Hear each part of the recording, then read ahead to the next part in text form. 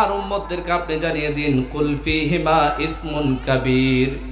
এই জিনিসগুলো হচ্ছে পাপ কাজ, এগুলার ভিতরে খারাপ আপনার মন্দ কাজ থাকার কারণে এগুলাকে আল্লাহ রাব্বুল আলামিন পাপ হিসেবে স্বীকৃতি দিয়েছেন। ওয়া মানাফিউ লিন-নাস, তবে আপনি জানিয়ে দিন সেখানে একটু একটু উপকারিতাও আছে। যেমন পাপ আছে, আপনি আল্লাহ রাব্বুল আলামিনের সাথে সাথে ডাইরেক্ট ঘোষণা করেন নাই, ডাইরেক্ট বন্ধ করেন নাই। এখন তো আমরা কি করি, অনজ্ঞ মানুষ যদি জোয়া খেলে, অনজ্ঞ মানুষ যদি মদ খায়, ইতেরা হদে তুই আজিয়ার ভিতরে যদি নসারস দিয়ে তুলে তোর অবস্থা খারাপ হইব, তোর নইতে মামলা দিয়ম, জেল দিয়ম, অমুক দিয়ম, তমুক দিয়ম, আছে না নেই? আমি দেখেছি গত শুক্রবারে আপনার বেন্ডি বাজার থেকে আসার সময় আব্দুর রহিম হুজুরের মসজিদ যেখানে, আপনার সেখানে একজন মানুষ তার একটা মেয়ে নাকি বিবাহ দিবে। ওই মানুষটা মদ পান করে। এখন মানুষটারে সমাজের মানুষেরা ধরল, তখন বলল তোমার মেয়ের দায়িত্ব আমরা নেব, তবে তোমাকে 40 দিন পর্যন্ত ওয়াদা করতে হবে মদ পান তোমাকে ছাড়তেই হবে। যদি তুমি মদ পান করা ছেড়ে দিতে পারো, যদি তুমি 40 দিন যদি মসজিদে এসে নামাজ পড়তে পারো, তাহলে তোমার মেয়ে তোমাকে বিবাহ দিতে হবে না, আমরা সমাজের টাকা তুলে তোমার মেয়েকে আমরা বিবাহ দিয়ে দেব। সুবহানাল্লাহ বলেন না? এটা হচ্ছে সুন্দর একটি উদ্যোগ। এখন ওই মানুষটা এতদিন পর্যন্ত মদ পান করেছে, তাকে সমাজের মানুষেরা এত বুঝাইছে, কিন্তু কোনো কাজে আসে। যখন বিপদে পড়েছে তখন তার তো মেয়ের বিবাহ দিতেই হবে, সেই কাজটা হলেও, সেই উসিলায় হলেও তাকে মদ পান বন্ধ করার একটা সুযোগ আছে না নেই? তাইলে আল্লাহ রাব্বুল আলামিন ওই মানুষটাকে আল্লাহ তাআলা মদ পান থেকে হেফাজত করুক, সকলে বলে আমিন।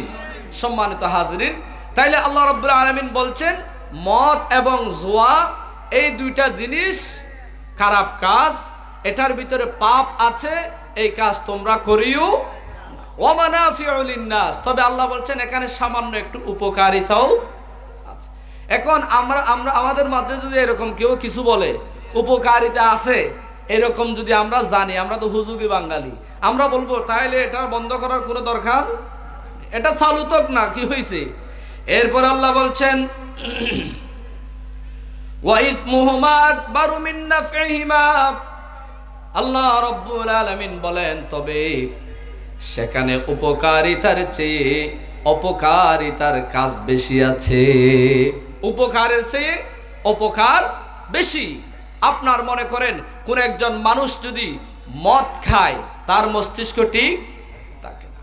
দ্বিতীয় নাম্বার, আপনার কোন একজন মানুষ যদি জুয়া খেলে, তার টাকা যেতে যেতে তার বউকে শুদ্ধ আপনার আরেকজনকে বিক্রি করে ফেলে, আছে না নেই?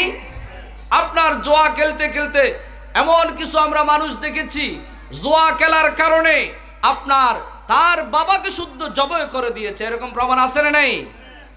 মদকে মাতাল হয়ে কিছুদিন আগে আমরা ফেসবুকে দেখেছি, একজন সৌরভ নামে একজন ছেলে, তিনি মদ পান করে তার স্ত্রীকে এমন মারা মারলো, তার বউ, তার স্ত্রী ফেসবুকে এসে লাইভে কথা বলতে বাধ্য হলো, ঠিক কিনা বলেন? তাইলে মুসলমান ভাইরা, আমরা যেই কাজের কারণে আপনার সমাজে বিশৃঙ্খলা সৃষ্টি হয়, যেই কাজের কারণে সমাজের মধ্যে আপনার খারাপ জিনিস তৈরি হয়, সেই কাজ থেকে আমাদের বিরত থাকা দরকার, আছে না নেই? এজন্য মুসলমান ভাইরা, তাইলে আল্লাহ রাব্বুল আলামিন প্রথমে আমাদেরকে বলছেন এখানে পাপ আছে, দ্বিতীয় নাম্বার বলেছে এখানে সামান্য উপকারিতাও আছে, তারপরে আল্লাহ বলছেন তবে উপকারের চেয়ে অপকারিতাও বেশি আছে। এখন কিছু সাহাবীরা তারা যখন জানতে পারলো এখানে আল্লাহ পাপ আছে বলছেন, গুনাহ হবে বলছেন, সাথে সাথে কিছু সাহাবীরা মদ পান করা বন্ধ করে দিয়েছে, সুবহানাল্লাহ। আর কিছু সাহাবীরা বলল হয়তোবা আমরা মদ পান করব না, তবে সেখানে তো একটু একটু উপকারিতা আছে, যেহেতু আছে তাইলে আমরা একটু একটু হলেও করব।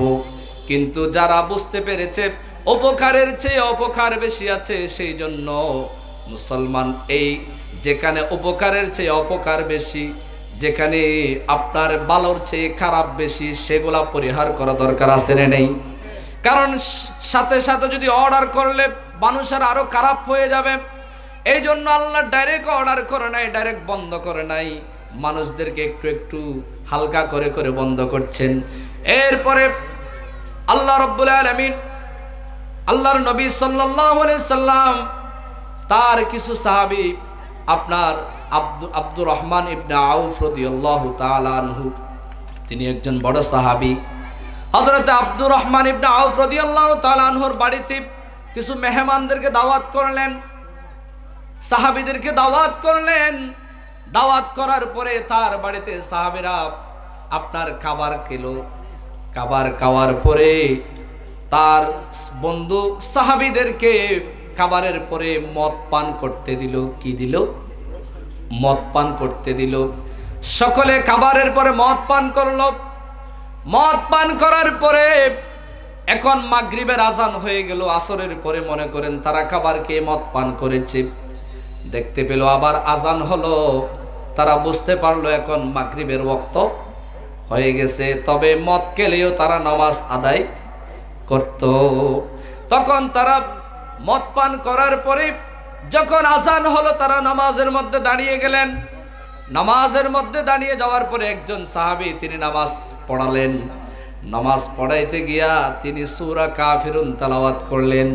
তিনি বললেন, কুল ইয়া আইয়ুহাল কাফিরুনা লা আ'বুদু মা তা'বুদুন। তিনি সেখানে লা আ'বুদু মা তা'বুদুন না বলে লা তা'বুদু মা আ'বুদুন বলা শুরু করে দিয়েছে। এখন তার পিছনে কিছু সাহাবীরা নামাজ পড়লেন, সেখানে মদ পান করে না এরকম সাহাবীও ছিল।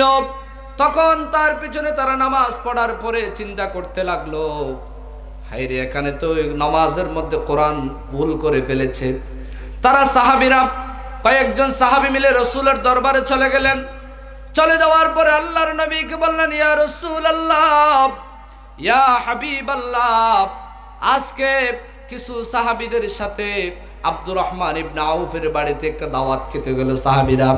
দাওয়াত খাওয়ার পরে ওখানে একজন আর আপনার খাবারের পরে কিছু সাহাবীরা মদ পান করেছে।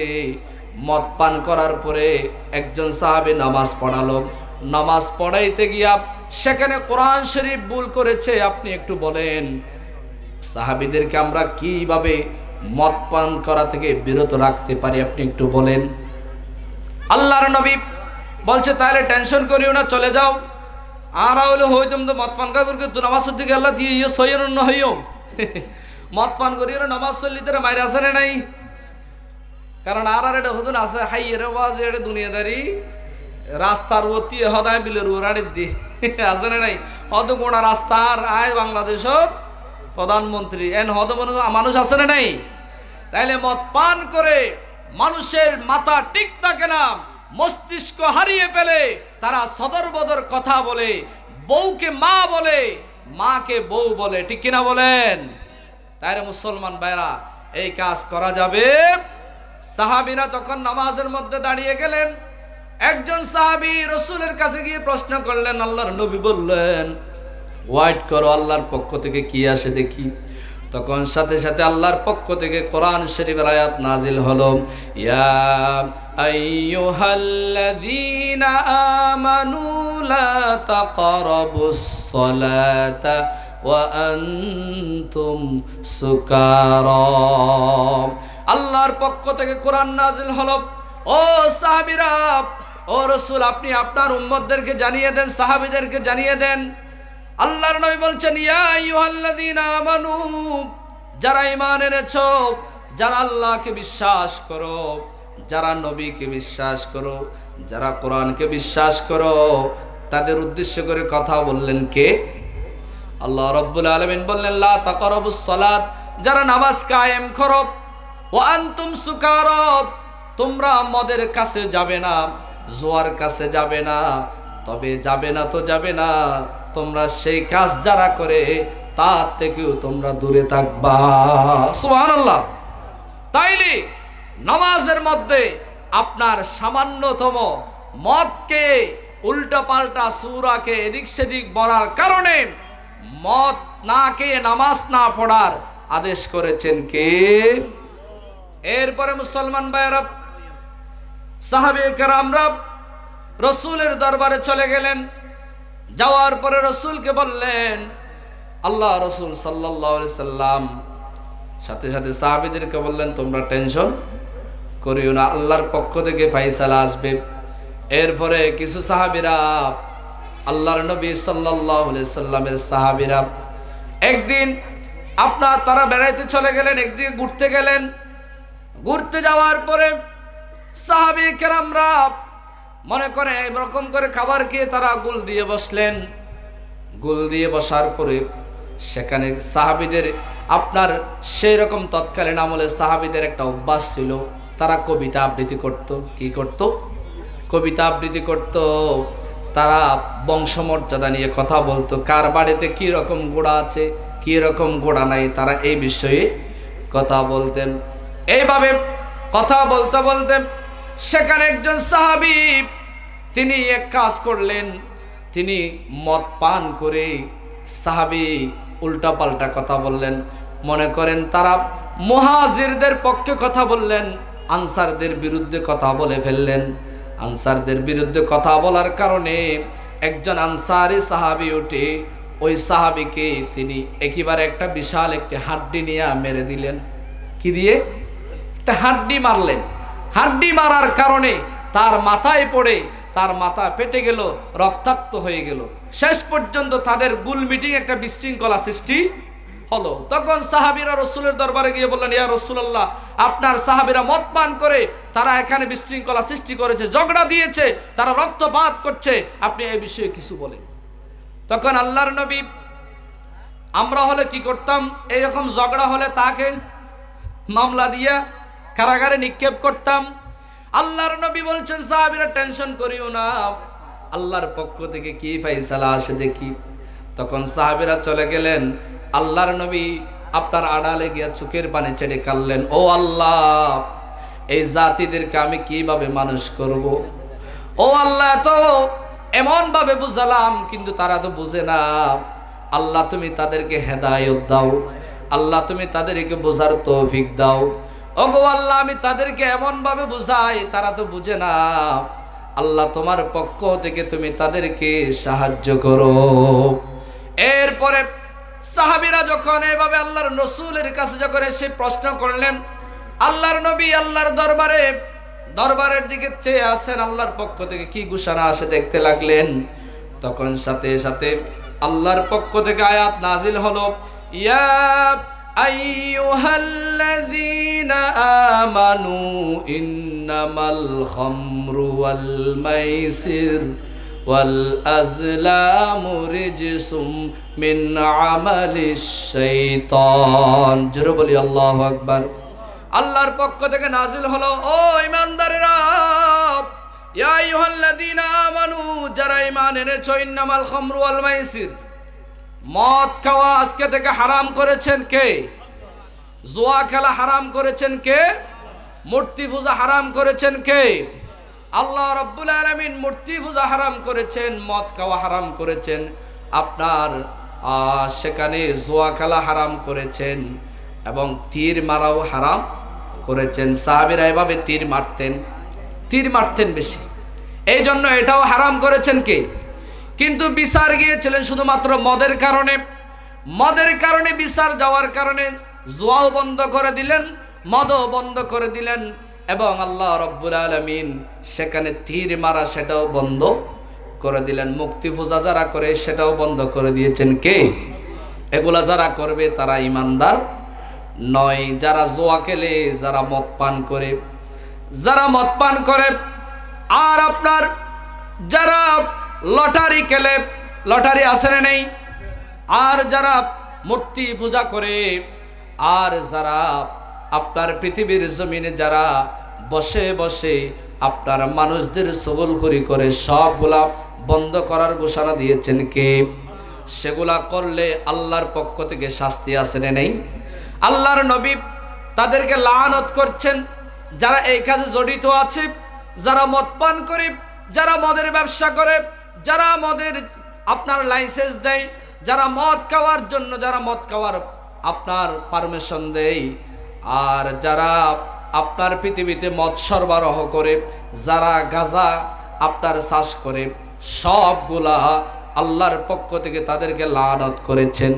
আল্লাহ রাব্বুল আলামিন যখন তাদের উপরে লানত করেছেন, হযরত জিবরাইল তিনিও লানত করেছেন। আল্লাহর নবী মুহাম্মদুর রাসূলুল্লাহ সাল্লাল্লাহু আলাইহি ওয়াসাল্লাম তিনিও তাদের উপরে লানত করেছেন। তাইলে মুসলমান ভাইরা, মদ যারা খায়, জুয়া যারা খেলে, আপনার যারা মূর্তি পূজা করে, আর যারা তীর নিক্ষেপ করে, তাদের প্রতি আল্লাহর পক্ষ থেকে লানত ঘোষণা করেছেন। ঠিক কিনা বলেন? তাদের প্রতি আল্লাহর নবী লানত করেছেন, তাদের প্রতি আপনার জিবরাইল আলাইহিস সালাম লানত করেছেন। তাইলে মুসলমান ভাইরা, এই কাজ যারা করে, এই জিনিস যারা পান করে, এই জিনিস যারা বিক্রি করে, এই জিনিস যারা ক্রয় করে, এই জিনিসের যাদের সাথে যাদের সম্পর্ক আছে, তাদের সকলের উপরে আল্লাহর পক্ষ থেকে লানত আসে। এজন্য মুসলমান ভাইরা, আমরা এমন কোনো কাজ করব না যেই কাজের কারণে আল্লাহ রাব্বুল আলামিন কিয়ামতের ময়দানে আমাদের কাছ থেকে মুখ ফিরিয়ে ফেলবেন, আমাদেরকে জান্নাতে প্রবেশ করতে বাধ্য করবেন, জান্নাতে প্রবেশ করতে দেবে না, জাহান্নামে ঢোকার জন্য বাধ্য যিনি করবেন। তাইলে আমরা সেই রবের দরবারে যেহেতু আমরা হাজির হব, সেই জন্য সমস্ত খারাপ কাজ থেকে বিরত থাকা দরকার আছে না নাই? সম্মানিত হাজিরিন, আমার সময় আসলে একেবারে সমাপ্ত হয়ে গিয়েছে, আমার সময় সংক্ষিপ্ত। এজন্য আমি আপনাদেরকে বুঝাইতে চেয়েছিলাম, আল্লাহর পক্ষ থেকে কড়া জবাব আসলো। আল্লাহর পক্ষ থেকে আপনার ঈমানদার মুমিনদেরকে আল্লাহর পক্ষ থেকে ঘোষণা এসেছেন, ইয়া আইয়ুহাল্লাযীনা আমানু, যারা ঈমান এনেছো, যারা কলমা পড়েছো, যারা মুসলমানের ঘরে জন্ম নিয়েছো, যাদের আযানের পরে আপনার জন্মের পরে যাদের কানে আযান হয়েছে, যাদের জন্মের পরে যাদের নাম মুসলমানের নাম রাখা হয়েছে, যাদের জন্মের পরে আপনার আকিকা দেওয়া হয়েছে, এইরকম মানুষেরা, এইরকম মুসলমানরা কখনো মদের সাথে, জুয়ার সাথে, লটারির সাথে, আপনার তীর নিক্ষেপের সাথে, আপনার মূর্তি পূজার সাথে তাদের কোনো সম্পর্ক থাকতে পারে? তাদের সাথে যদি সম্পর্ক থাকে, যদি মদ পান করে, মদ পানকারীকে যদি সমর্থন করে, সকলের উপরে আল্লাহর পক্ষ থেকে লানত ঘোষণা করেছেন। ঠিক কিনা বলেন? যদি আল্লাহর পক্ষ থেকে যদি ঘোষণা আসে লানত, তাইলে সেই ব্যক্তি কখনো জান্নাতে প্রবেশ করতে পারবে? এজন্য মুসলমান ভাইরা, আল্লাহর সেই জান্নাতে যদি যেতে চায়, এমন কোনো কাজ করা যাবে। আজকে তো আমাদের সমাজে মদ পান না করলে সেই আপনার বড় মন্ত্রী এমপি হতে পারে না। আপনার এক বোতল খেয়ে সেই আপনার সাংবাদিকের সামনে এসে তিনি বলে অমুক দল এমুক করেছে, অমুক দল তমুক করেছে, এরকম মানুষ আছে না নাই? এটা যদি বোতল না খাইলে হতাই হয়ে পারে না, আইয়ের জমাতে বিল্ডিং ইয়েনটা খামারি ফেলা দিয়ে দে, ওকে সুস্থ মানুষ হবো না, হবো না। তো তো বোতলকুর নইলে ইতো হই না পারে অমুক দলে বিল্ডিং ইয়েনটা খামারি ফেলা দিয়ে দে, হতে পারে না বাজি? তাইলে আপনার পৃথিবীর জমিনে আপনার প্রতিটি ক্ষেত্রে, প্রতিটি আজকে প্রতিটি ক্ষেত্রে মদকুর জুয়াকুর আপনার ক্ষমতায় যাওয়ার কারণে আজকে বাংলার জমিনে অশান্তি সৃষ্টি হয়েছে। ঠিক কিনা বলেন? এজন্য মুসলমান ভাইয়েরা, মদকুর জুয়াকুর আপনার এরকম ব্যভিচার যারা পৃথিবীর জমিনে চালু করে, যারা পৃথিবীর জমিনে যারা সমর্থন করে, তাদেরকে পৃথিবীর আপনার দল থেকে, পৃথিবীর জমির ক্ষমতা থেকে তাদেরকে বেইজ্জত করে আপনার পৃথিবীর জমিনে লাঞ্ছিত করা দরকার আছে না নাই? এজন্য মুসলমান ভাইরা, আমরা আল্লাহ রাব্বুল আলামিনের কাছে দোয়া করব যেন এই কাজ যারা করে তাদেরকে আল্লাহ হেদায়েত দান করুক। সকলে বলে আমিন। এই কাজে যারা সমর্থন করে, এই কাজে যারা আপনার পরামর্শ দেয়, তাদেরকে আল্লাহ হেদায়েত করুক। সকলে বলে আমিন। এই অভ্যাস যদি আমাদের ভিতরে থাকে, আমরা এগুলা পরিত্যাগ করব ইনশাআল্লাহ। পারিবেন না? যদি এনলে অভ্যাস তাইলে আজিও তো বাদ দিবেন না ইনশাআল্লাহ। আল্লাহ কবুল করুক, আমিন হন। সম্মানিত হাজিরিন, যেহেতু আমাদের সকলকে জান্নাতে যেতে হবে, ঠিক কিনা বলেন না? জান্নাতে যাবার ইচ্ছা আছে না রতন? হাত তুলুন, আল্লাহ কবুল করুক, আমিন হন। এখনো যারা পাইনি দাওয়াত কোরআনের এই মিছিলে, এখনো যারা পাইনি দাওয়াত কোরআনের এই মিছিলে, শুনিয়ে দেই চলো সত্যবাণী, পথ বাদলে দে আমলে, বলে দেই বুকে টেনে, জান্নাতে একা আমি যাব না তো ভাই, তোমাকেও জান্নাতি দলে নিতে চাই, জান্নাতে একা আমি যাব না তো ভাই, তোমাকেও জান্নাতি দলে নিতে চাই। ঠিক কিনা বলেন? আমরা একা একা জান্নাতে যেতে চাই না।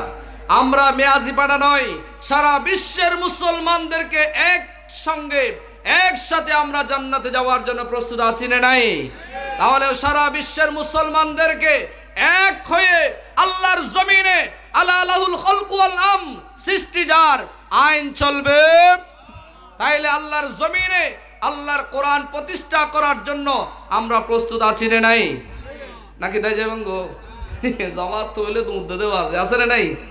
আল্লাহ আর বুঝবে তৌফিক দাও, আমিন হন। সম্মানিত হাজিরিন, আমাদের আলেমদেরকে এক হওয়ার তৌফিক দাও, সকলে বলে আমিন।